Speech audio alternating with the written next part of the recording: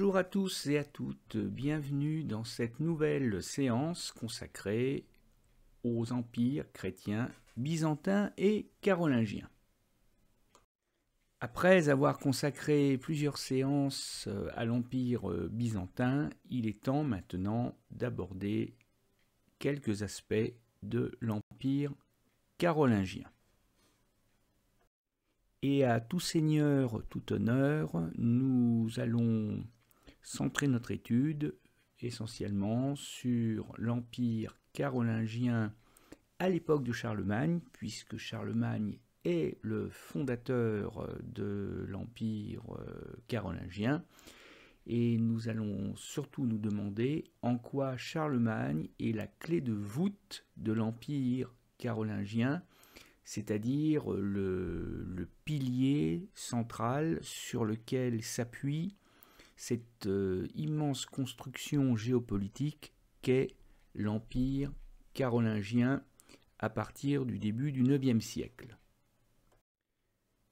Et donc, au cours de cette première moitié de séance, nous allons voir comment Charles est passé du statut de roi des Francs à celui d'empereur, et surtout nous allons voir comment il a administré, géré d'une manière très efficace le Saint-Empire romain germanique dont il a pris la tête à partir de l'an 800. Alors déjà, on va commencer par redéfinir, resituer dans l'espace ce qu'on a déjà fait au cours de la séance inaugurale. On va rafraîchir notre mémoire sur les contours de l'empire carolingien, autrement dit l'empire de Charlemagne. Et pour ça, on a besoin naturellement d'une carte. Et la carte que tu as sous les yeux va nous permettre de situer cet empire carolingien dans l'espace. Alors si tu regardes dans la légende, il n'y a pas une plage de couleurs, il n'y a pas un figuré qui soit dédié spécifiquement à l'empire carolingien.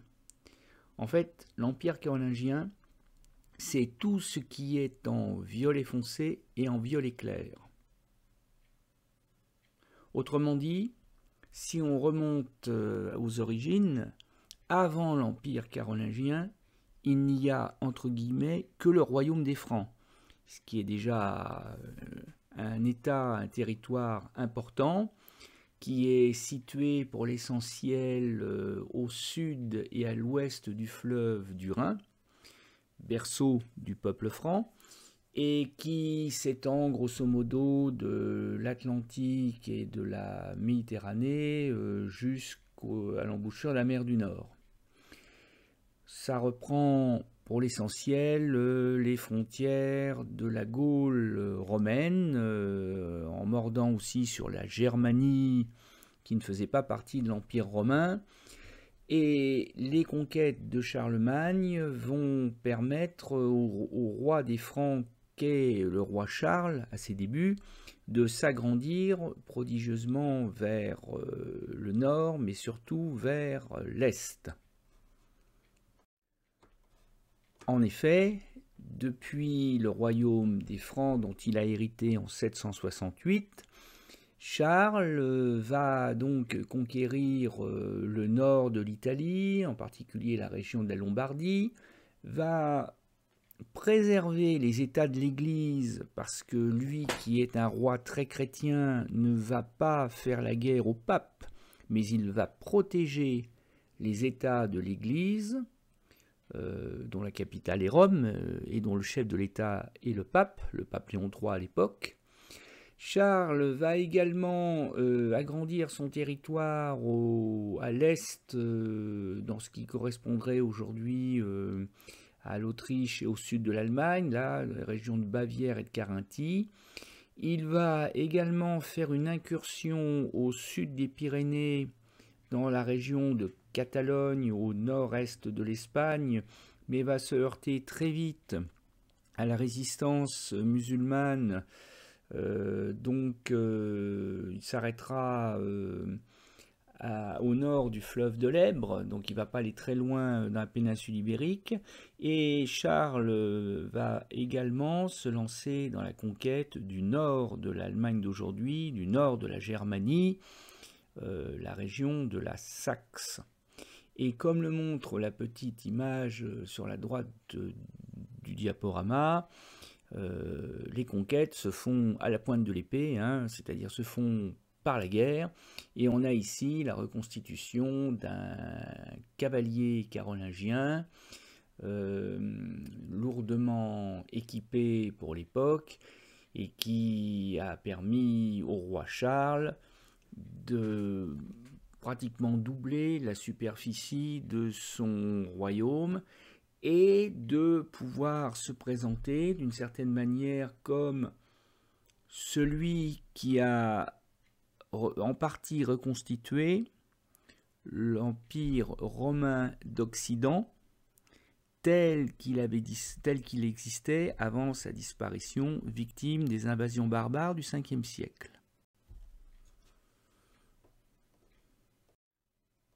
Surtout que aux conquêtes des Francs, donc en violet clair que je viens d'énumérer, s'ajoute toute une frange de territoire qui se trouve en périphérie de l'Empire carolingien. Ce sont les territoires en jaune, les régions soumises à l'influence de Charlemagne et qui ne font pas partie de l'Empire carolingien, dont Charles n'est pas le roi, mais dont les souverains, les rois, les princes se déclarent les amis, les alliés, les obligés de Charles, dans le but d'éviter d'être à leur tour envahis par ce puissant roi des Francs que rien ou presque ne semble arrêter.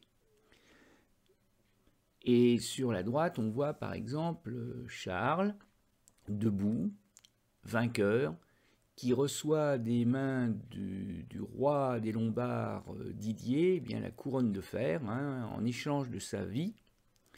Didier, vaincu, va donner la couronne à Charles, qui va s'en coiffer, et Charles devient à la fois roi des Lombards et roi des Francs. Et donc c'est pour éviter ce genre de mésaventures que d'autres princes décident de se déclarer soumis à l'autorité de Charles, pour pouvoir garder leur propre couronne sur leur propre tête. Ce qui fait que Charles, au fur et à mesure des conquêtes, devient de plus en plus magne. Carolus devient de plus en plus Magnus, Charles devient de plus en plus grand. Et quand il sera proclamé empereur par le pape Léon III en 800, Charles pourra se présenter comme l'héritier des empereurs de l'Empire romain d'Occident, et comme au moins l'égal des empires byzantins, des basileus, de l'ex-empire romain d'Orient.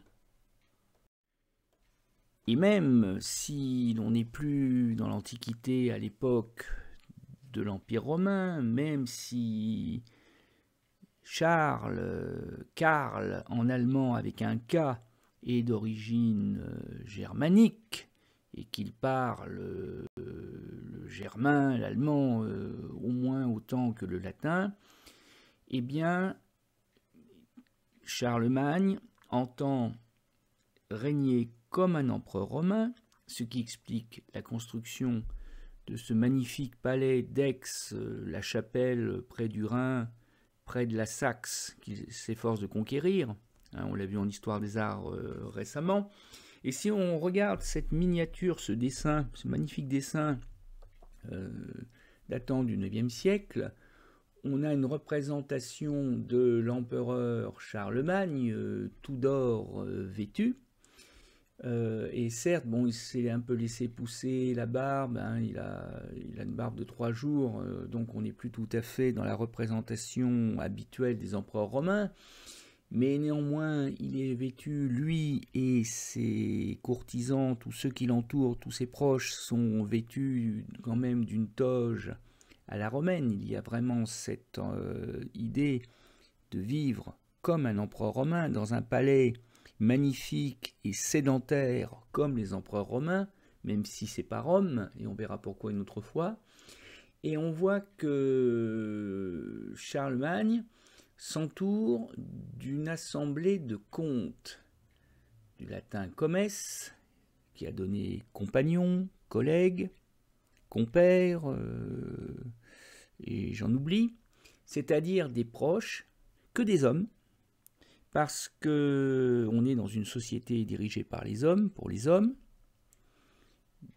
Or, ce sont des hommes de confiance à qui Charlemagne va confier une partie de son pouvoir, ce qui explique qu'il porte comme une sorte de petit diadème, comme une sorte de petite couronne, moins importante évidemment que celle de Charlemagne, bien sûr, qui lui est l'empereur, mais il porte le pouvoir et la cape rouge, la cape pourpre dont la plupart sont porteurs, évoque aussi le pouvoir politique que Charlemagne va leur conférer, va leur prêter dans les territoires impériaux dans lesquels Charles va les envoyer.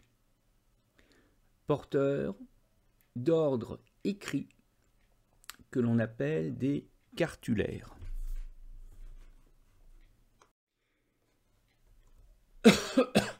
Dans ces cartulaires, Charlemagne va faire consigner par écrit ses volontés,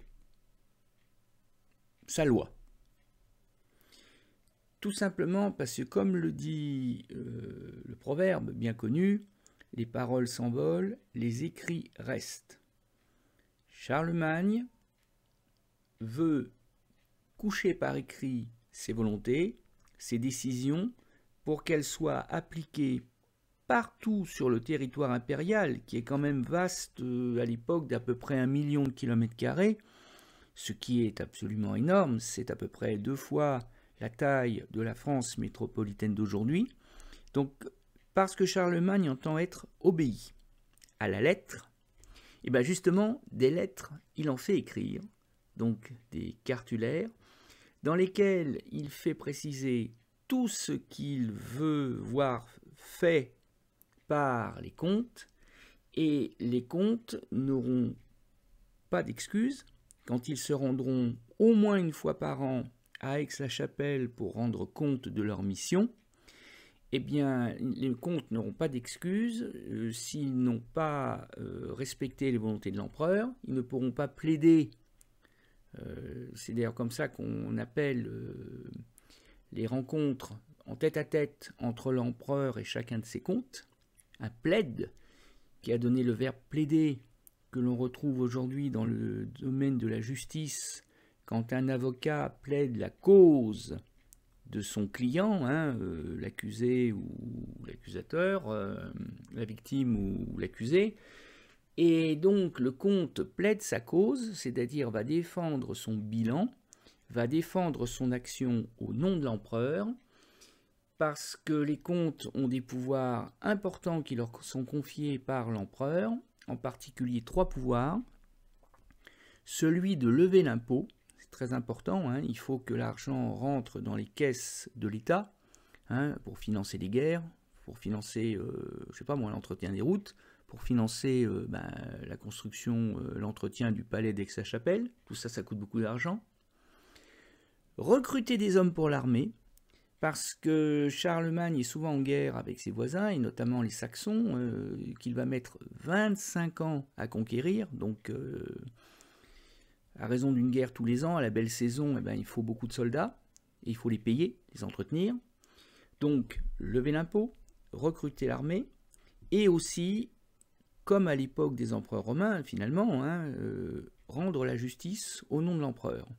Et donc, ces comtes qui sont investis de très nombreux pouvoirs doivent, sans jeu de mots, rendre des comptes, mais cette fois-ci C-O-M-P-T-E-S, à l'empereur. Et donc, comme je le disais, si le comte fait mal son travail, il ne pourra pas se retrancher derrière une incompréhension des ordres, derrière un oubli. Ah bon, mon empereur, mon maître, tu m'as demandé de faire ceci ou cela, j'étais pas au courant, j'ai mal compris.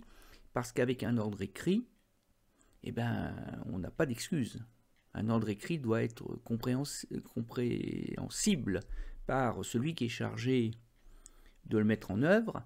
Et dans le palais de la Chapelle, attenant à la salle du trône, il y a les archives impériales, dans laquelle chaque cartulaire envoyé au comte est conservé en double, pour pouvoir justement faire la preuve que le comte n'a pas bien fait son travail. Donc Charlemagne a relativement confiance dans ses comptes, mais relativement seulement. Et un dernier mot sur les cartulaires, ils sont écrits dans un alphabet beaucoup plus lisible que les parchemins de l'Antiquité. Ils sont écrits en langue latine, mais ils sont écrits dans un alphabet beaucoup plus lisible, qui d'ailleurs se rapproche de notre actuel alphabet, et que l'on appelle des minuscules carolines. Alors minuscules parce qu'on écrit petit, parce que le parchemin à peau de mouton tanné coûte une véritable fortune et que, il faut économiser le parchemin. Et puis Caroline, tout simplement parce que Charlemagne, c'est un empereur carolingien, hein, c'est le fondateur de l'empire carolingien. Carolingien, c'est l'adjectif qui correspond à Charles. Hein, on ne dit pas un empire charlesque ou charlésien, on dit un empereur carolingien ou un empire carolingien, parce que le Carol, c'est le nom latin Carolus ou le nom germanique qui a donné en français Charles. Et comme Charlemagne n'a donc, comme je viens de le souligner, qu'une confiance très relative en ses comptes, parce qu'il sait très bien qu'un homme peut trahir, qu'un homme géographiquement éloigné de son maître peut être tenté de n'en faire qu'à sa tête. Hein. Je vais citer un autre proverbe qui veut tout dire. Quand le chat n'est pas là, les souris dansent. Et c'est pas l'inspection annuelle quand le comte vient une fois par an à Aix plaider sa cause qui change les choses. Par exemple, un comte peut très bien être tenté de confondre les caisses de l'État avec les siennes. Puisque le comte est chargé de collecter l'impôt, au fond, qu'est-ce qui l'empêcherait de prélever une partie de l'argent et de le voler à l'État, de le cacher pour en profiter égoïstement. Ce qu'on appelle familièrement piquer dans la caisse. Et ça, Charlemagne le sait. C'est la raison pour laquelle il va envoyer, sans prévenir naturellement, ou en prévenant au dernier moment, il va envoyer des espions, qui sont ses yeux et ses oreilles, que l'on appelle en français les envoyés du maître, et que l'on appelle à l'époque les missi dominici, du latin. Ils vont par deux. L'un est un autre comte, c'est-à-dire quelqu'un qui connaît très bien la fonction et qui sera donc à même de juger si le comte inspecté fait bien son travail, s'il est honnête, loyal à son maître l'empereur. Mais le deuxième envoyé du maître, lui, c'est un homme d'église.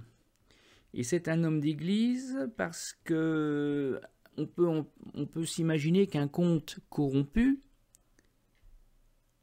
pourrait envisager de corrompre celui qui vient l'inspecter. Hein, c'est-à-dire, bon, tu m'as surpris en train de piquer dans la caisse, allez, tu te tais et on fait part à deux. Un homme d'église, en théorie, qui a fait vœu de pauvreté, n'est pas corruptible, on ne peut pas le corrompre. Envoyer un seul inspecteur, s'il se rend compte de quelque chose, on peut toujours s'arranger pour que cet inspecteur ait un accident. Ça paraîtra louche, mais ça permettra au compte inspecté, qui s'est fait surprendre, de gagner du temps. Faire disparaître 2 envoyés du maître, c'est pas possible. Ils ne peuvent pas disparaître tous les 2 en même temps. Là, l'empereur en tirerait des conclusions gênantes. Donc voilà pourquoi Charles envoie régulièrement des missi dominici, et ces missi dominici ont tout pouvoir, puisqu'ils sont nommés par l'empereur, représentent les intérêts de l'empereur, et vont inspecter les comptes pour le compte de l'empereur. Et on a un témoignage, on a une lettre cartulaire, une lettre envoyée par des missi dominici à des comptes qu'ils vont inspecter, et ils leur ont fait la bonté de les prévenir quelques jours à l'avance. Et il est dit, notre maître nous a demandé un rapport fidèle sur la manière dont ses ordres ont été exécutés dans son royaume, dans son empire, devrait-on dire. Désireux qu'il est de récompenser dignement ceux qui s'y sont conformés et de faire des reproches à ceux qui s'y sont soustraits. Et oui, les comtes qui font bien leur travail, non seulement seront confirmés dans leurs fonctions, mais seront récompensés, les autres perdront leur charge et risquent de graves ennuis, surtout s'ils ont volé dans la caisse. Et les missi dominici poursuivent. Nous vous engageons à relire vos capitulaires, c'est-à-dire les ordres écrits envoyés par l'empereur, à vous rappeler les instructions verbales qui vous ont été données par l'empereur lors des séances annuelles en tête-à-tête. Faites pleinement, correctement, équitablement justice aux églises, aux veuves et aux orphelins. Là, c'est rappelé en particulier le fait que les comtes sont des juges. Si tel n'est pas le cas, eh oui, si jamais le comte a trahi, a volé, mettez-vous bien dans l'esprit que nous ferons contre vous un rapport sévère, c'est-à-dire que nous vous dénoncerons à l'empereur. Si quelqu'un refuse d'accepter les décisions que vous avez prises en conformité avec la loi ou la justice, avertissez-nous. Autrement dit, si vous rencontrez des résistances, des difficultés, prévenez-nous, que l'on sache que ça n'est pas de votre faute, que l'on puisse en référer à l'empereur. Et le courrier s'achève donc quand même sur un ton assez menaçant, parce que, encore une fois, les comtes qui font mal leur travail ou qui ne sont pas loyaux envers l'empereur ont tout à craindre de la colère de l'empereur. Du coup, on en arrive à ce schéma qui pourrait d'ailleurs quasiment à lui tout seul constituer la leçon, la trace écrite de la première moitié de cette séance. Et bien, on arrive à ce schéma qui nous montre d'abord que l'empire de Charlemagne est très bien administré, et il en va de la question de la survie de l'empire. Un empire doit être bien administré bien géré pour durer longtemps. On a affaire également à un pouvoir qui est centralisé à travers la personne de l'empereur, qui a tous les pouvoirs, ne serait-ce que parce qu'il a été choisi par Dieu, étant entendu qu'il est couronné par le pape, donc symboliquement par Dieu, que cet empereur, comme il se trouve la plupart du temps avec sa chapelle et qu'il ne peut pas être présent partout, en même temps, contrairement à Dieu, va donc déléguer une partie de son pouvoir politique sur place au comte. Mais comme il est aussi le bras armé de l'Église, ce qu'on verra bientôt, qu'il joue un peu le rôle de lieutenant de Dieu sur la terre, avec des fonctions un peu différentes de celles du pape, eh bien, c'est lui qui nomme les évêques de son empire, et il fait espionner les uns et les autres, les comtes et les évêques, par les envoyés du maître, les envoyés du seigneur, les missi dominici. Voilà, c'est tout pour cette première partie de leçon.